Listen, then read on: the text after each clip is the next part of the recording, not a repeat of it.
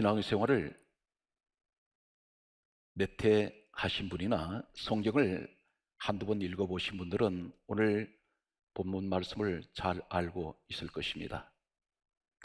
여호수아 시대 때에 일어났던 아골골짜기 사건입니다. 이 줄거리는 하나님께서는 40년 이스라엘 광야 사막 생활이 끝나고 가나안 땅으로 들어갔을 때에 여리고성을 점령을 하게 됩니다. 이때 하나님께서는 하신 말씀이 여리고성을 점령을 하면 그 여리고성에 있는 모든 물건은 손을 대지 말라고 하셨습니다. 너희들이 것이 아니고 하나님께 온전하게 바치라고 말씀하셨습니다. 그런데 아간이라는 사람이 여리고에 있는 물건을 훔쳤습니다. 도둑질했습니다. 여리고성을 점령한 후에 바로 아이성을 공격을 했을 때 이 이스라엘 민족은 대패해버립니다. 그들은 도망을 치게 됩니다. 여호수아가 하나님 앞에 엎드려 기도했을 때 하나님께서는 하신 말씀이 아간의 범죄를 말씀하셨습니다. 이스라엘 백성들은 이 아간을, 그리고 그 아들과 딸, 그리고 이 아간의 집에 있던, 성경이 이렇게 강조하고 있습니다, 소, 나귀, 양들을 끌어다가 아골골짜기에다가 던져버리고 그곳에서 돌을 쳐서 그대로 불을 살랐습니다. 이것이 오늘 본문 내용의 주제가 되겠습니다. 아골골짜기는 저주의 골짜기입니다. 이 아골이라는 말은 일명 그 시대 사람들은 가장 두려워했던 지역이 아골골짜기입니다. 이곳을 끌려가는 사람은, 이곳에 들어가는 사람은 다 죽게 되어 있습니다. 이곳은 저주의 골짜기며 일명 해골의 골짜기라고 그렇게 부릅니다. 또 다른 말로는 이 사람들은 이렇게 불렀습니다. 지옥의 골짜기라고 했습니다. 이곳에 들어가서 살아나온 사람은 아무도 없습니다. 이곳은 어떤 곳입니까? 죄가 가득한 곳입니다. 그리고 이곳은 역사에 보게 되면 아골골짜기는 수많은 사람들이 죽은 뼈들이 태산을 이루었습니다. 범죄를 하게 되면, 율법을 범하게 되면 하나님께서 말씀하신 말씀에 순종하지 않을 때에 아골골짜기에 사람들은 끌고 가서 돌을 쳐서 죽이고 불로 살랐습니다. 그런데 성경은 이 아골골짜기가 하나님께서 말씀하시기를 소망의 문이 될 것이라고 말씀하셨습니다. 소망의 문, 저주의 문이, 저주의 자리가 소망의 자리가 된다는 것입니다. 오늘 이 시대는 어쩌면 아골골짜기 같은 시대입니다. 세상에 죄악이 가득합니다. 예수님께서는 두 시대를 말씀하셨는데 마지막 때가 되면 인자가 올 때에 노아의 때가 같고 그리고 롯의 때와 같다 있습니다. 노아의 때는 홍수로 천지를 심판해버린 사건이고 롯의 때는 불로 소돔 고모라를 태웠던 심판의 사건을 말씀하고 있습니다. 그들이 망한 이유는 죄 때문에 망했습니다. 하나님께서는 지켜보시다가 도저히 안 되겠다 했을 때에 하나님께서는 완전히 모든 노아 시대는 물로 천지를 썰어버렸습니다. 그리고 불로 소돔은 태웠습니다. 아골골짜기는 이 시대를 조명하고 있습니다. 우리는 단순하게 아간이라는 사람이 그 여호수아 시대 때에 아골골짜기에서 하나님께 범죄해서 죽었다는 이런 이야기로 끝나면 안 됩니다. 이것은 전 우주적인 이야기고 각 시대를 살아가는 모든 사람들에게 하시는 하나님의 메시지입니다. 고난주간을 우리가 맞이하면서 주님의 십자가의 길을 걸어가신 그 길을 우리가 따라간다고 하는 이 믿음을 가지고 오늘 말씀을 들을 때에 우리 주님의 십자가의 길은 분명 소망을 약속을 하고 있습니다. 성경 말씀은 이렇게 시작되고 있습니다. 여호수아 6장 17절 말씀은 간략하게 말씀을 드리면 다음과 같이 기록되고 있습니다. 여리고 성과, 그리고 하시는 말씀은 그 가운데 있는 물건들은 여호와께 온전하게 바치라, 이렇게 말씀하셨습니다. 여호수아 6장 18절은 또 이렇게 말씀하고 있습니다. 너희는 그 바친 물건에 손대지 말라, 이렇게 말씀하셨습니다. 그리고 계속되는 오늘 본문 말씀을 보게 되면 여호수아 6장 19절은 또 이렇게 말씀하고 있습니다. 언금과 동철 기구들은 여호와께서 구별하신 것이다, 이렇게 말씀하셨습니다. 그런데 여호수아 7장 1절은 이렇게 말씀하고 있습니다. 아간이 온전하게 바친 물건을 가졌습니다. 가져가버렸습니다.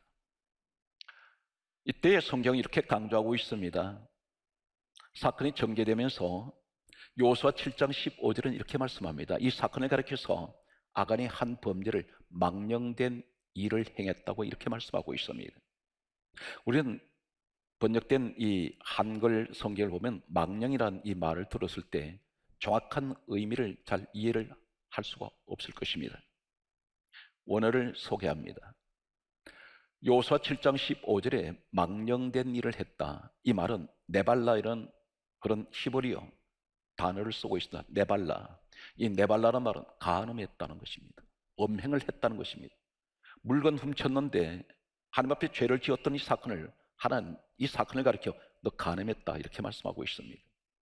똑같은 네발라 이 단어가 사용되고 있는 창세기 34장 7절 말씀을 보게 되면 야곱이라는 사람이 있습니다. 이 야곱에게는 딸이 하나 있었는데 이 딸이 세겜 남자에게 추행을 당하게 됩니다. 겁탈을 당했습니다. 이때 이 사건을 가리켜서 이 간음 사건을 가리켜서 창세기 34장 7절에 보게 되면 부끄러운 일을 행하였다, 이렇게 말씀하고 있는데 부끄러운이라는 이 단어가 네발라입니다. 아간에게 사용하고 있는 이 망령된 이 말과 야곱의 딸이 겁탈을 당했을 때 부끄러운 일을 행했다는 이 부끄러운 이 말이 네발라입니다. 동일한 단어를 사용하고 있습니다. 간음 사건을 말하고 있습니다. 성경 말씀을 보게 되면 계속해서 신명기 22장 21절 말씀을 보게 되면 창기의 행동을 할 때 이것을 악을 행하였습니다. 이 악이란 말이 네발라입니다. 계속 동일한 단어를 사용하는데 공통적인 것은 간음을 말할 때 네발라라는 말을 쓰고 있습니다. 성경 말씀은 계속해서 보게 되면 사무엘하 13장 12절 말씀을 보게 되면 다윗에게 여러 자녀들을 두고 있었습니다. 여러 부인들 가운데서 태어난 자녀들이 있었는데 암논이라는 아들이 있었습니다. 그런데 이 암논은 배다른 다른 어머니에게서 태어난 누이 여동생이 있었는데 이 여동생을 겁탈을 했습니다. 겁탈할 때 성경 말씀은 사무엘하 13장 12절을 보게 되면 어리석은 일을 행하였다. 이 어리석다는 이 말이 네발라입니다. 동일하게 계속해서 사용하고 있습니다. 망령, 부끄럽다, 그리고 악을 행하다, 그리고 어리석다, 이 말은 전부 네발라라는 단어를 동일하게 사용을 하고 있습니다.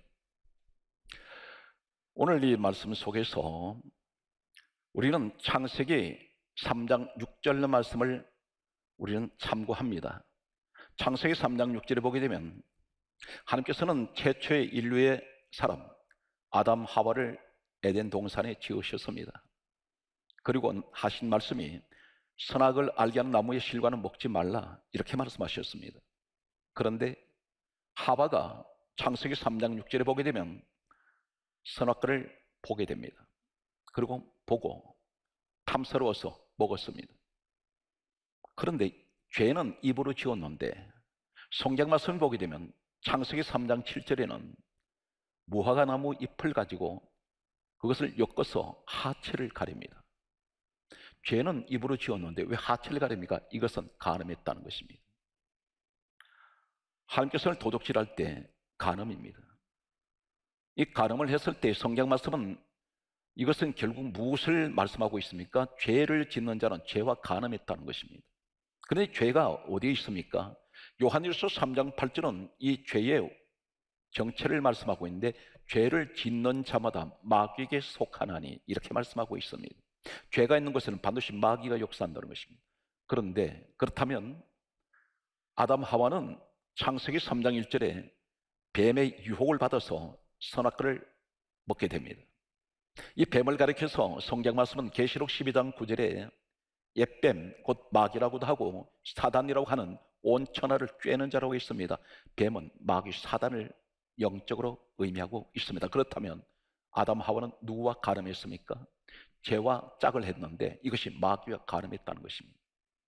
동일한 사건은 아간에게도 이 말씀을 하고 있습니다. 간음 사건을 말씀합니다. 그런데 성경 말씀을 보게 되면 창세기 3장 6절에 동일한 또 같은 단어를 사용하고 있습니다. 요수아 7장 21절 말씀을 보게 되면 이 아간이 예리고성에 있는 금과 신할선 외투를 성경 강조합니다. 보고 탐내어 이렇게 기록하고 있습니다.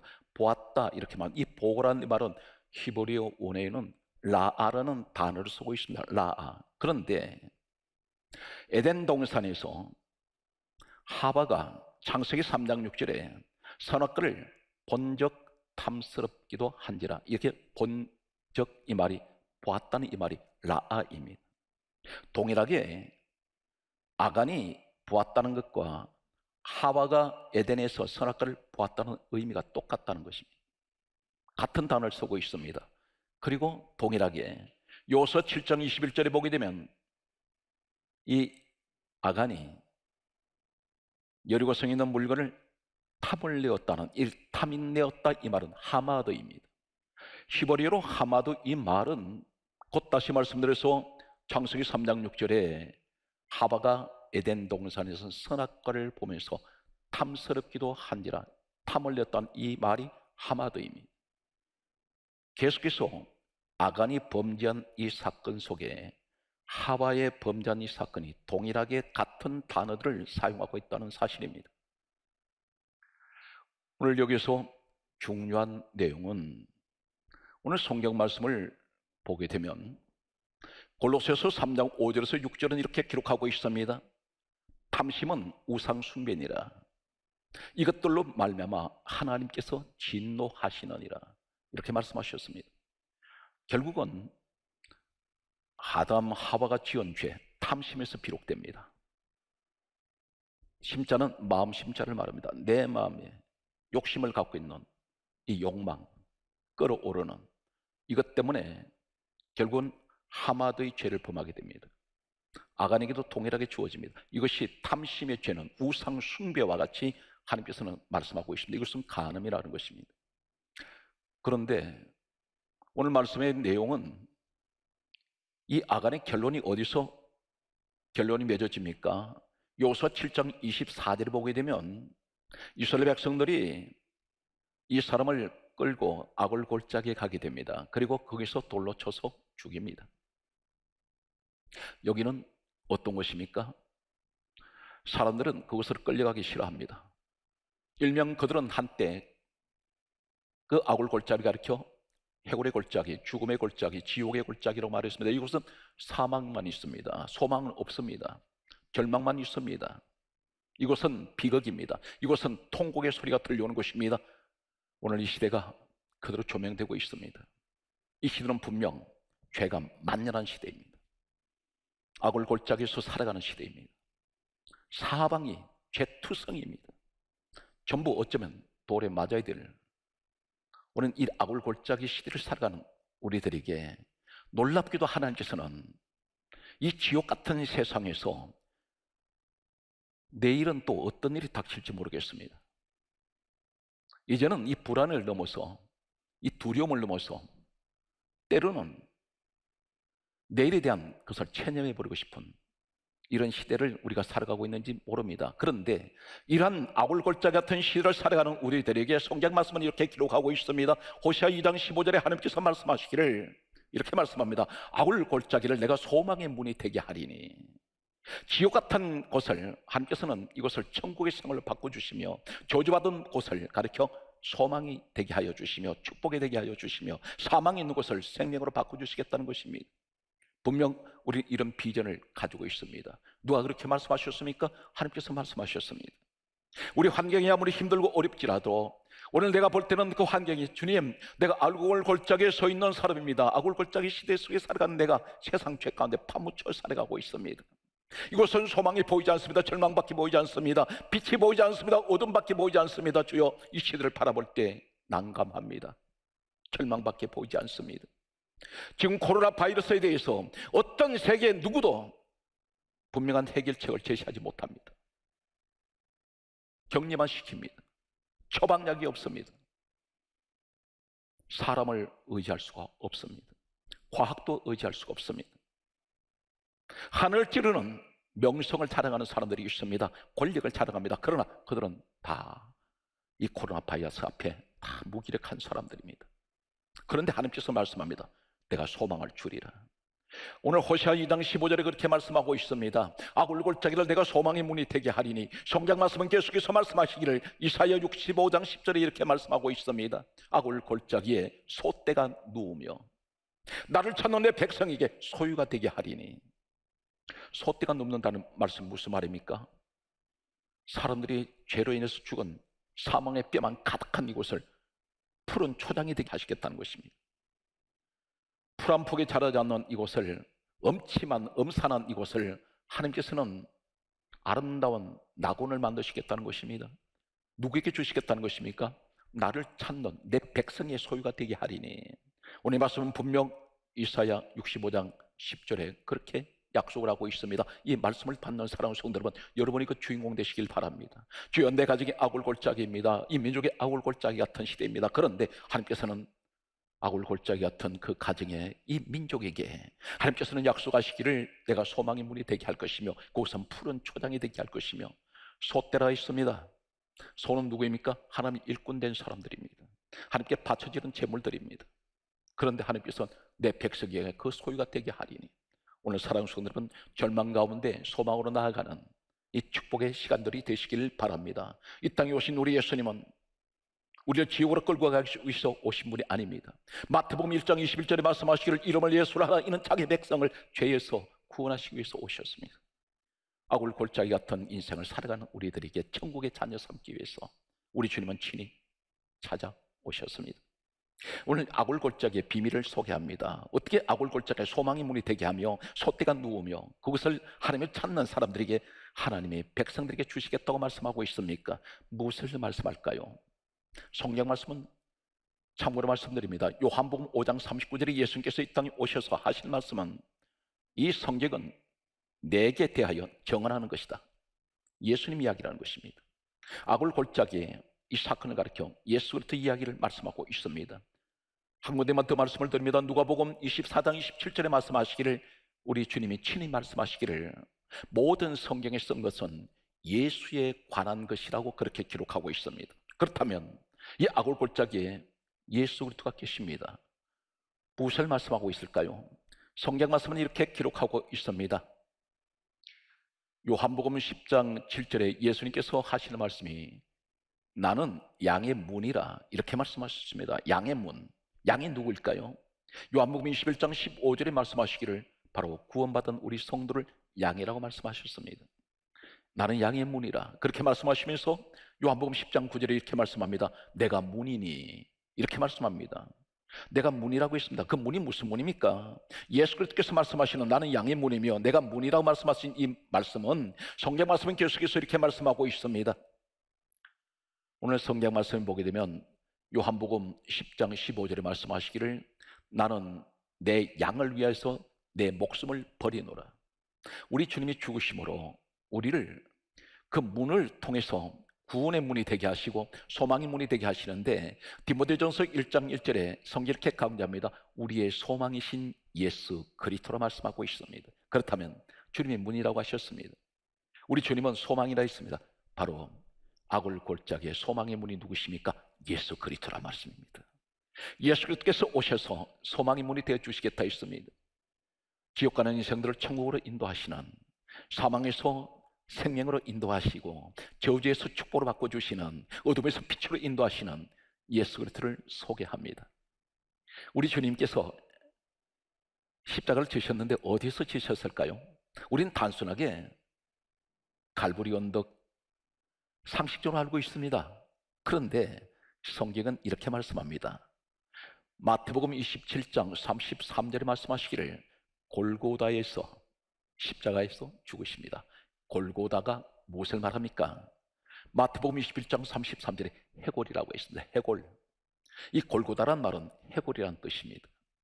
일명 아골골짜기는 해골의 골짜기입니다. 그런데 우리 주님께서 성경 분명히 강조하시기를 마태복음 27장 33절에 예수님께서 골고다의 언덕에서 그 골고다에서 십자가를 지셨는데 여기 이곳을 가리켜 해골이라고 했습니다. 그렇다면 아간이 죽었던 아골 골짜기 장소는 달라도 시간은 달라도 우리 주님은 분명 해골의 자리에서 십자가를 지셨습니다.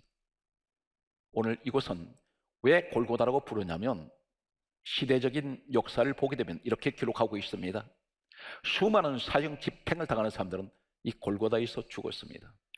그들은 왜 사형 집행 당합니까? 죄 때문에 죽었습니다. 마초의 아골 골짜기에 죄인들이 죽었던 그 자리, 그것은 죄인밖에 없습니다. 그런데 예수님 죽으신 십자가 세워진 그 자리는 수많은 죄인들이 죽은 골고다 해골의 자리였습니다. 다시 말씀드려서 죄로 죽었던 수많은 사람들이 뼈만 남아있는 산더미처럼 이루고 있는 태산을 이룬 이 골고다에 사형 집행당하는 그 가운데 십자가 세워집니다. 그리고 흘리시는 피는 요한일서 1장 7절의 성경 가운데입니다. 예수의 피가 우리를 모든 죄에서 다 깨끗하게 하셨습니다. 그 자리에 나와 여러분이 계십니다.